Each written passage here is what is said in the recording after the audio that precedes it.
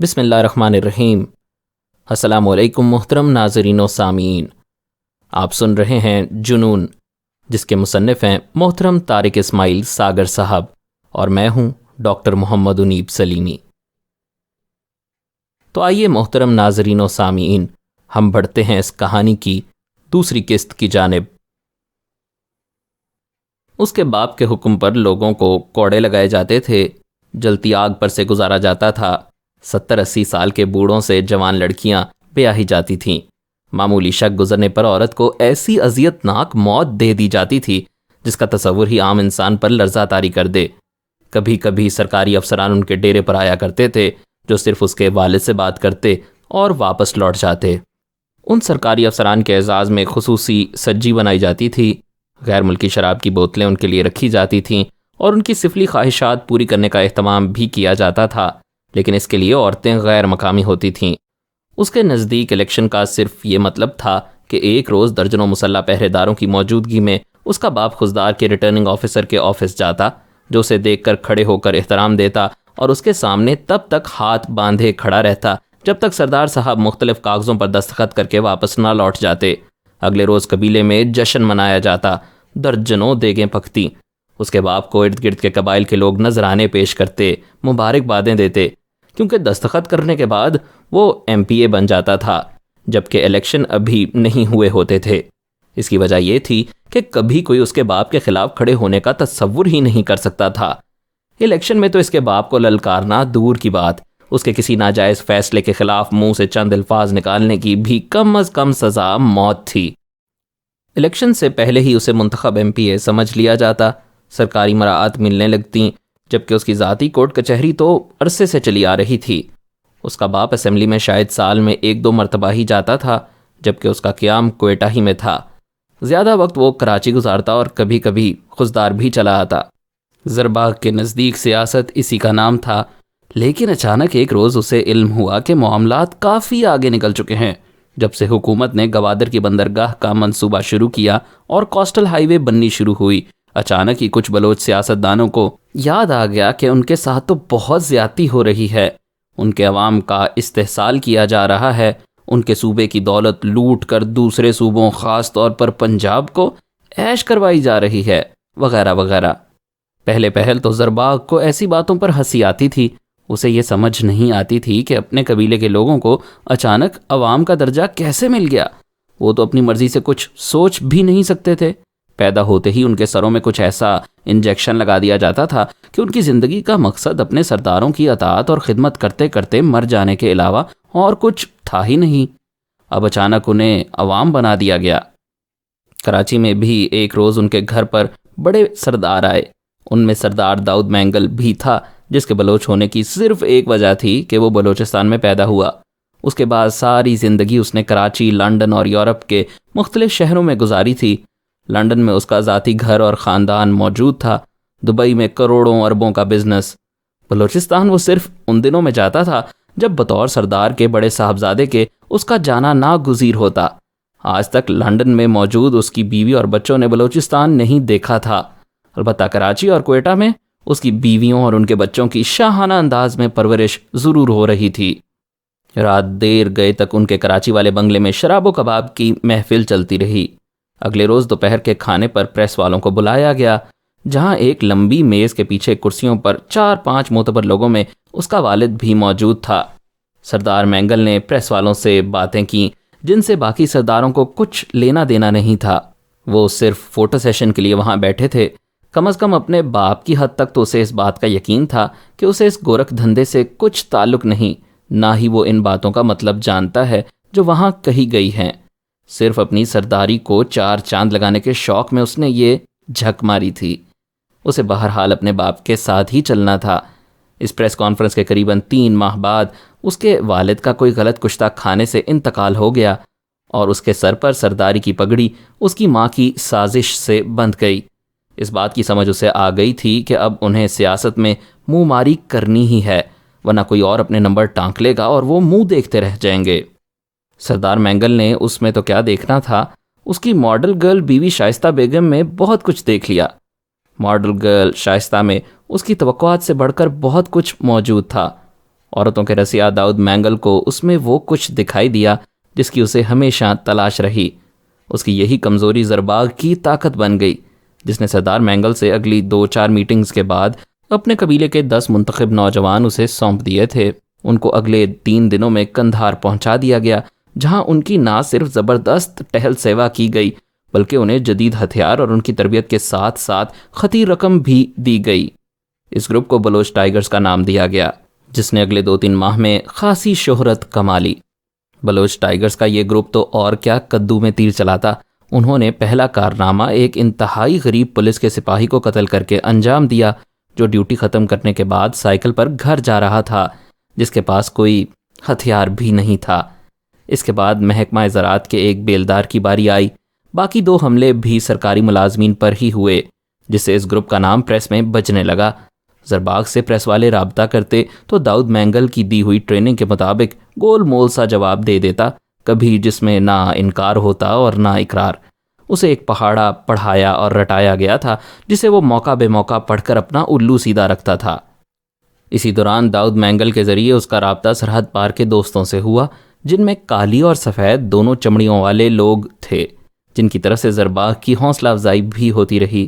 زرباغ سے حکومت اور غیر ممالک دونوں کی اہم شخصیات کا بھی رابطہ رہا، اور ہر مرحلے پر شائستہ بیگم اس کے ساتھ ہوتی تھی، جو اپنی شاطر ماں کی ہدایات پر پھونک پھونک کر ایک ایک قدم آگے بڑھا رہی تھی۔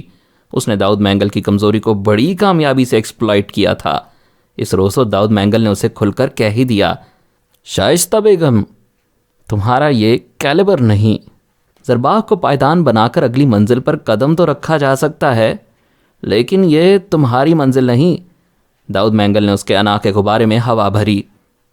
سردار صاحب، آپ بڑے آدمی ہیں، بڑی بات ہی کریں گے۔ شائستہ نے مسکراتے ہوئے زومانی بات کی تو داؤد مینگل کو سمجھ آ گئی کہ شائستہ نے بھی کچی گولیاں نہیں کھیلی، سوچ سمجھ کر اگلی چال چلنے والی کھلاڑی ہے۔ تم جانتی ہو شائستہ، میرے لیے خواتین کی قربت کوئی مسئلہ نہیں۔ میں نے بلوچستان میں جنم ضرور لیا ہے، لیکن اسکول لائف سے آج تک زندگی کا زیادہ حصہ یورپ میں گزارا ہے۔ ایک سردار ہونے کے ناطے اپنے جنم کے ساتھ ہی مجھے بھی کچھ چیزیں ورثے میں ملی ہیں، ان میں عیاشی سر فہرست ہے۔ مجھے دنیا کی خوبصورت ترین عورتوں کی قربت حاصل رہی ہے شائستہ بیگم، لیکن میں سچ کہتا ہوں، تم میں کچھ ایسی بات ضرور ہے جو مجھے بار بار تمہاری طرف کھینچ کر لاتی ہے۔ تمہارا یہ مقام نہیں شائستہ بیگم، تمہیں تو بہت آگے جانا ہے، بہت آگے۔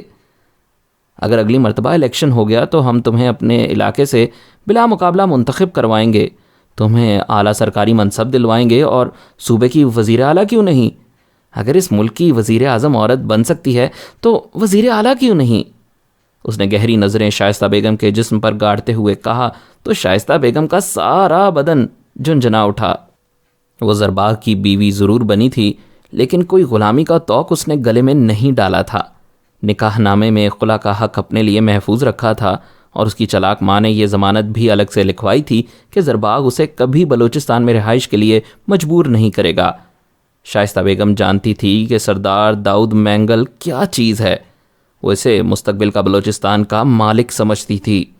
درجنوں مسلح پہرے دار اور سینکڑوں نوجوان اس کے گرد مجمع لگائے رکھتے تھے۔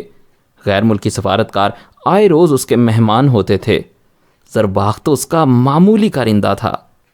سردار صاحب، پلیز مجھے ایسے خواب نہ دکھائیں جو پھر میری زندگی کا روگ بن جائیں، مجھے اپنی اوقات میں ہی رہنے دینا۔ اس نے بظاہر انکساری لیکن بڑے ناز و ادا سے کہا، ارے نہیں شہزادی، ہم خوابوں کی دنیا میں نہیں رہتے۔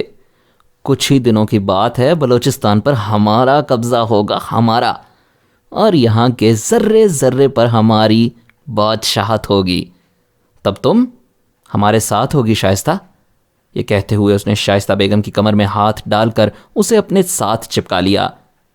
شائستہ طوائف زادی تھی، وہ انسانی فطرت کی جن کمزوریوں سے آشنا تھی وہ تو کبھی سردار داؤد مینگل کے وہم و گمان میں بھی نہیں آئی تھیں۔ اس نے اپنے خصوصی داؤ پیچ سے سردار مینگل کو یہ تو سمجھا دیا تھا کہ وہ بہت مختلف ذائقے کی عورت ہے، لیکن یہ احساس بھی کروا دیا تھا کہ وہ پکے پھل کی طرح اس کی گود میں گرنے والی نہیں، وہ اپنی مرضی کا سودا کرنے والی ہے۔ سردار صاحب پلیز کچھ تو خیال کیجیے، میں شادی شدہ عورت ہوں۔ اس نے ادائے دلربانہ سے مسکراتے ہوئے خود کو سردار کی گرفت سے آزاد کیا تھا۔ او سوری، یہ تو میں بھول ہی گیا تھا کہ آپ شادی شدہ ہیں۔ اس نے شادی شدہ اس طرح کہا تھا کہ شائستہ بیگم بھی مسکرائے بغیر نہ رہ سکی۔ معافی چاہتی ہوں سردار صاحب، شائستہ نے بڑی شائستگی سے کہا۔ ارے کن تکلفات میں پڑ گئیں آپ؟ مینگل نے اس کی طرف بھرپور مسکراہٹ اچھالی۔ بہرحال آپ کی دوستی پر فخر ہے اور آپ مجھے ہمیشہ اچھی دوست پائیں گے، اس نے سردار کو حوصلہ دلایا۔ سر تسلیم خم ہے جو مزاج یار میں آئے، سردار مینگل نے درباری انداز میں جھک کر کہا تو شائستہ جان گئی کہ پنچھی جال میں بری طرح پھنس چکا ہے، لیکن وہ اپنی ماں کی تربیت کے مطابق ہاتھ میں پکڑی ہوئی مرغابی چھوڑ کر اڑتی مرغابی کے پیچھے بھاگنے والی نہیں تھی۔ عین ممکن ہے سردار مینگل نے یہ ساری باتیں دل سے کہی ہوں، لیکن وہ یہ اچھی طرح جانتی تھی کہ ایسی باتیں وہ اس سے پہلے نہ جانے کتنی لڑکیوں کو کہہ چکا ہوگا۔ دیر ہو گئی، اب مجھے چلنا چاہیے، اچانک ہی شائستہ نے اسے چونکا دیا۔ یس آف کورس، جی تو نہیں چاہتا لیکن مجبوری ہے بھائی، آخر آپ بیگم صاحبہ بھی تو ہیں، اس نے بات مکمل کر کے کہا لگایا۔ شائستہ بھی بے ساختہ مسکرا دی۔ دونوں کی دوستی کا آغاز بڑا بھرپور تھا۔ زرباگ چونکہ سردار مینگل کا کئی معاملات خصوصاً غیر ملکی ایجنسیوں سے ڈیلنگ کے معاملے میں محتاج تھا، اس لیے اس کا خیال کبھی اس طرف گیا ہی نہیں تھا۔ یوں بھی اس کے پاس ایسے معاملات پر غور کرنے کی مہلت ہی کب تھی۔ سردار مینگل کی مدد سے اس نے اپنے اور سردار مینگل کے قبیلے کے نوجوانوں کے ذریعے اپنی ٹائیگر فورس بنا لی تھی، اور اب اپنی دانست میں اپنے غیر ملکی دوستوں کو دونوں ہاتھوں سے لوٹ رہا تھا۔ اس کے غیر ملکی اکاؤنٹس میں جیسے جیسے دولت میں اضافہ ہو رہا تھا، اس کا دماغ مزید خراب ہوتا جا رہا تھا۔ یوں تو زرباگ جیسے کئی نوجوان سردار مینگل کے قبضے میں تھے، لیکن زرباگ پر اس کی خصوصی توجہ کی وجہ شائستہ تھی۔ وہ بڑے ٹھنڈے دماغ والا کھلاڑی تھا۔ سیاست اور دہشت گردی کی جو بساط اس نے اپنے غیر ملکی آقاؤں کے کہنے پر بجھائی تھی، اس کی ایک ایک چال بہت سوچ سمجھ کر چلتا تھا۔ اس کا کمال سیاست یہ تھا کہ ملک توڑنے کے بھیانک منصوبے کا سرخیل ہونے کے باوجود اس کی شہرت اس کی ذہانت اور چال بازی کی وجہ سے ایک باکردار، مہذب، انقلابی اور مظلوموں کی نمائندگی کرنے والے لیڈر کی سی تھی۔ ایک ہی وقت میں وہ گمراہ بلوچ نوجوانوں کا ہیرو اور میڈیا کا پپو بنا ہوا تھا۔ جب بھی کبھی اس کی اصلیت بے نقاب ہونے لگتی، فوراً اپنے میڈیا کے دوستوں کی مدد سے وہ مظلومیت کا نقاب اوڑھ کر میدان میں آ جاتا۔ اس کے ساتھ ہی جگہ جگہ مسنگ پرسنز کے لواحقین مظاہرہ کرنے لگتے اور تخریبی کارروائیاں زور پکڑ جاتی۔ کمزور اور کرپٹ حکومت کو لینے کے دینے پڑ جاتے۔ اس نے کمال مکاری سے اپنے تازہ مہرے زرباغ کو آگے بڑھایا تھا، اور شائستہ سے ملاقات ہونے کے بعد سے اس کی شدید خواہش تھی کہ زرباغ کو جلد از جلد شہید کروا کر اس کی مظلوم بیوہ شائستہ کو اپنے حرم میں داخل کر لے۔ زرباغ میں اتنی اہلیت نہیں تھی کہ وہ براہ راست غیر ملکی ایجنسیوں سے ڈیلنگ کر سکے، لیکن اس نے زرباغ کو پہلی مرتبہ دبئی بھیج دیا تھا، جہاں CIA نے ان کا مضبوط نیٹ ورک اور سیف ہاؤس بنا رکھے تھے۔ یہاں بیٹھ کر انہیں کھل کر کھیلنے کی مکمل آزادی تھی۔ کسی کی مجال نہ تھی کہ آنکھ بھر کر ان کی طرف دیکھ لے۔ سردار مینگل نے زرباغ کو کھلی چھٹی ضرور دے دی تھی، لیکن اس کی تنابیں کسنے کا بندوبست بھی اچھی طرح کیا ہوا تھا۔ اس کا خصوصی ایجنٹ جو اس کا بھانجا بھی تھا، زرباغ کے ساتھ ہی مقیم تھا۔ چاکر خان نام کے اس نوجوان کے لیے کسی کو قتل کرنا، اغوا، آبرو ریزی کچھ معنی نہیں رکھتی تھی، اور وہ ایسے کئی کارہائے نمایاں انجام دے چکا تھا۔ اپنے کمرے ہی میں ارجن نواز نے فریج میں موجود منی بار سے بیئر کی بوتل نکالی اور اب آہستہ آہستہ بیئر کی چسکیاں لیتا ٹی وی دیکھ رہا تھا، جس کے کسی چینل پر وہ 2-4 منٹ سے زیادہ نہیں رکتا تھا۔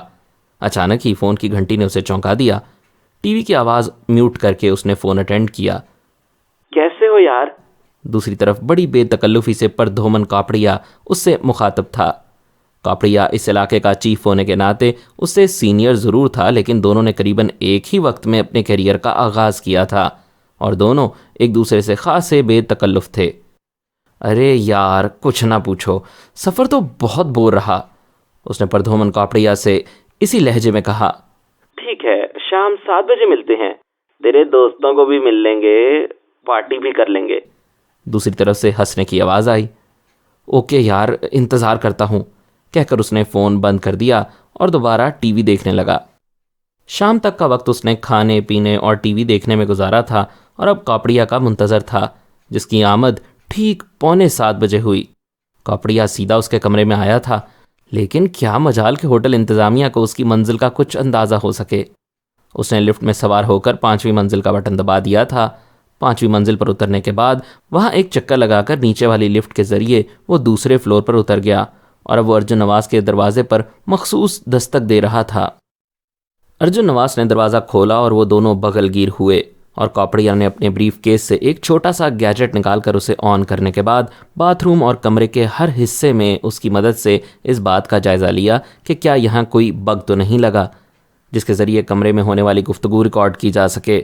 اطمینان ہونے پر اس نے مخصوص انداز میں ارجن نواز کی طرف دیکھ کر آنکھ دبائی اور دونوں کمرے کے کونے میں دھرے آرام دہ صوفے پر بیٹھ گئے۔ اگلے 10-12 منٹ میں دونوں نے زرباغ سے مذاکرات کی حکمت عملی طے کی۔ متفق ہونے کے بعد دونوں نے ہاتھ پر ہاتھ مار کر ایک دوسرے کو وش کیا اور کمرے کے دروازے پر ہونے والی آہٹ پر متوجہ ہوئے۔ "We've got company", ارجن نواز نے کاپڑیا کی طرف دیکھ کر کہا۔ کاپڑیا نے مسکرا کر سر ہلایا اور دروازہ کھول دیا، جس کے باہر زرباغ اور چاکر خان کھڑے تھے۔ "اندر آئیے پلیز", اس نے بڑے احترام سے دونوں سے کہا اور ان کے اندر آنے پر دروازہ لاک کر دیا۔ "میرا نام شرما ہے اور یہ ہیں مسٹر متا"، پردھومن نے اپنا اور ارجن کا جعلی تعارف کروایا۔ اگر وہ دونوں اپنے اصلی ناموں سے بھی تعارف کرواتے تو بھی زرباغ کو یقین نہ آتا۔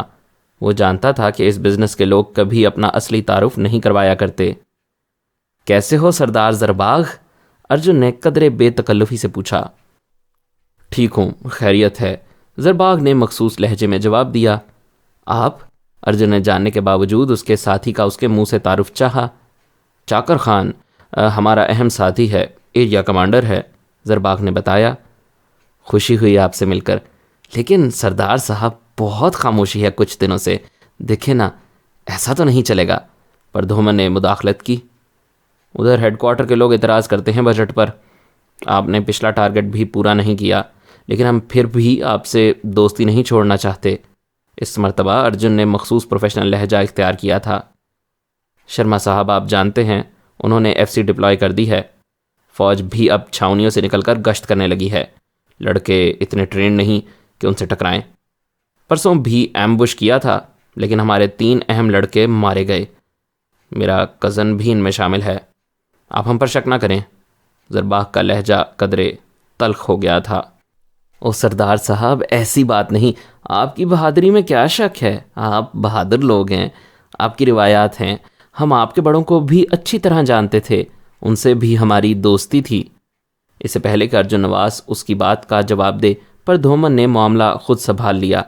وہ جانتا تھا ارجن نواز اب OSO میں چلا گیا ہے اور یہ لوگ موساد کی طرح صرف بائی وے آف ڈسپشن، یعنی دھوکے سے کام نکالو کے کلیے پر عمل کرتے ہیں اور اپنے شکار کا مکمل مزہ لینے کے قائل ہیں۔ "میرا مطلب یہ تھا سردار صاحب، آپ ہمارے پرانے دوست ہیں۔ سردار داؤد مینگل کی ہم سب عزت کرتے ہیں، لیکن ادھر اب دوسرے لوگ بھی ہم سے رابطہ کر رہے ہیں۔ آپ تو دوست ہیں، آپ سے کیا پردہ۔ وہ کیا نام ہے ان کا ماتا صاحب؟ اس نے ماتا کی طرف دیکھ کر مخصوص اشارہ کیا۔ لبریشن والے، پردھومن نے فوراً کہا۔ ہاں وہی لبریشن فورس والے بھی ادھر کاؤنسلیٹ میں آئے تھے، ہم نے انہیں لفٹ نہیں کروائی، صرف آپ کی دوستی کی وجہ سے۔ ارجن نے بڑی مکاری سے زرباغ کی کمزور رگ پر ہاتھ رکھ دیا تھا۔ وہ تو، زرباغ نے لبریشن فورس والوں کو پہلے انگریزی پھر بلوچی میں گالیاں دے کر کہا۔ شرما صاحب، ہم نسلی بلوچ ہیں، وہ تو بلوچی نہیں جانے کہاں سے لچے لفنگے اکٹھے ہو کر آ گئے ہیں، ان کا بلوچستان کی لبریشن سے کیا تعلق؟ وہ تو ISI کے اسپانسرڈ ہیں سر، بلوچستان کا بچہ انہیں جانتا ہے، 2 نمبر لوگ ہیں سب۔ چاکر خان نے، جو ابھی تک خاموشی سے وہاں بیٹھا تھا، گفتگو کا حصہ بنتے ہوئے کہا۔ پردھومن نے دل ہی دل میں ارجن نواز کو اس پر داد دی جس کا اندھیرے میں چلایا ہوا تیر عین نشانے پر لگا تھا۔ زرباغ اب انہیں بڑھ چڑھ کر اپنی وفاداری کا یقین دلا رہا تھا اور انہیں قائل کرنے کی کوشش کر رہا تھا کہ ٹائیگرز کے علاوہ جتنے بھی گروپ کام کر رہے ہیں وہ سب ISI نے انہیں ایک دوسرے سے لڑوانے کے لیے لانچ کیے ہیں۔ اگر انڈین گورنمنٹ نے ان میں سے کسی ایک سے بھی ہاتھ ملایا تو ٹائیگرز کی جد و جہد کو سخت نقصان پہنچے گا، اور شرما صاحب نے اس کی بات مان لی۔ وہ بڑا پروفیشنل آفیسر تھا، یہی اس کی ترقی کا راز تھا۔ اس نے زرباغ کے دماغ میں ایک مستقل خوف بٹھا دیا تھا، جس کے بعد اس کے لیے کارکردگی دکھانا اور زیادہ ضروری ہو گیا تھا۔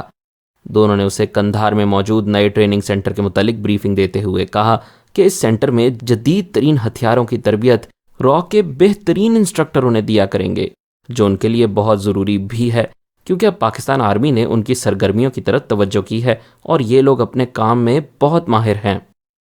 زرباغ نے انہیں یقین دلایا تھا کہ اب انہیں شکایت کا موقع نہیں ملے گا، کیونکہ اس نے نئی بھرتیاں شروع کر دی ہیں اور ان کے پروپیگنڈے کی وجہ سے اب پڑھے لکھے بلوچ نوجوان بھی گمراہ ہونے لگے ہیں۔ شرما نے اس کے بتائے ہوئے دبئی اور یورپ کے اکاؤنٹس میں 10 کروڑ روپے جمع کروانے کا وعدہ کر لیا تھا، جو آج ہی جمع ہو جاتے۔